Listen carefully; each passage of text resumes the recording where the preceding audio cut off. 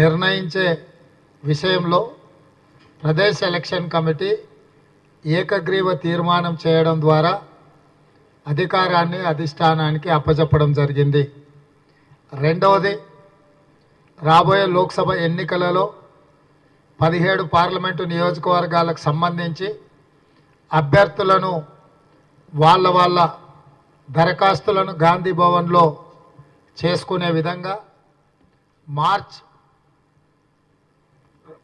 జరగబోయే ఎన్నికలలో ఫిబ్రవరి 3 తారీఖు సాయంత్రం 5 గంటల వరకు అప్లికేషన్లను గాంధీ భవన్లో ఇచ్చుకునే విధంగా జనరల్ సీట్లకు సంబంధించి 50,000 రూపాయలు అప్లికేషన్తో పాటు జమ చేయాలి.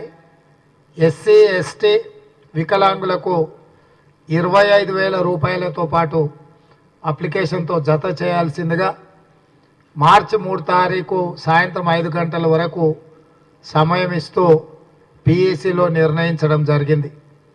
ఆ తర్వాత వచ్చిన అప్లికేషన్లను క్రోడీకరించి దానికి సంబంధించి లిస్టు తయారు చేసి ఆల్రెడీ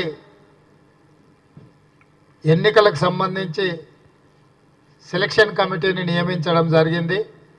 స్క్రీనింగ్ కమిటీని హరీష్ చౌదరి గారు చైర్మన్, అదేవిధంగా జిగ్నేష్ మేవానీ గారు గుజరాత్ నుంచి, విశ్వజిత్ కదం మహారాష్ట్ర నుంచి సభ్యులుగా నియమించడం జరిగింది. వారు కూడా తొందరలోనే రాష్ట్ర పర్యటనకు వచ్చి ఈ అప్లికేషన్లను అన్నిటిని కూడా క్రోడీకరించి సిఈసికి నివేదిక ఇవ్వడం జరుగుతుంది. ఫిబ్రవరి 15 నుంచి 20 లోపల సిఈసి సమావేశాలు జరిగి అందులో వీలైనంత మేరకు తెలంగాణ లోక్సభ ఎన్నికలకు సంబంధించిన అభ్యర్థులపై అధిష్టానము నిర్ణయం తీసుకునే అవకాశం ఉన్నది. అదేవిధంగా 17 పార్లమెంట్లకు సంబంధించి ప్రతి ఒక్క పార్లమెంటుకి ఒక ముఖ్యమైన నాయకుడిని లేదా రాష్ట్ర మంత్రిని ఇన్ఛార్జిగా నియమించినాం. వాళ్ళందరూ కూడా క్షేత్రస్థాయిలో పర్యటన చేసి శాసనసభ నియోజకవర్గాల వారీగా నియోజకవర్గ స్థాయి నాయకులను, జిల్లా స్థాయి నాయకులను, మండల స్థాయి నాయకులను, గ్రామస్థాయి నాయకులను, అదేవిధంగా ప్రజా సంఘాలకు సంబంధించిన వాళ్ళు మొన్నటి శాసనసభ ఎన్నికలలో కాంగ్రెస్ పార్టీని గెలిపించడానికి కృషి చేసి ఈరోజు కాంగ్రెస్ అధికారంలోకి తెలిసిన వాళ్ళందరితో కూడా చర్చలు చేసి వాళ్ళందరినీ సంప్రదించడమే కాకుండా దేశంలో ఇప్పుడు జరుగుతున్న పరిణామాలను దృష్టిలో పెట్టుకొని ప్రజాస్వామ్యమే పెను ప్రమాదంలో పడుతున్నది, విచ్ఛిన్నకర శక్తులు దేశాన్ని విభజించి పాలించాలనుకుంటున్న విషయాన్ని కూడా ప్రజలకు వివరించి దీనికి సంబంధించి కూడా ప్రజల్ని అప్రమత్తం చేసి కాంగ్రెస్ పార్టీ మల్లికార్జున్ ఖర్గే గారి అధ్యక్షతన శ్రీమతి సోనియా గాంధీ, శ్రీ రాహుల్ గాంధీ గారి నేతృత్వంలో ఈ దేశంలో ప్రభుత్వం ఏర్పడినప్పుడే ప్రజలకు రక్షణ ఇవ్వడం జరుగుతుంది, ప్రజాస్వామ్యాన్ని కాపాడడం జరుగుతుంది, ప్రజారంజకమైన పరిపాలన అందించడానికి అవకాశం ఉంటుంది.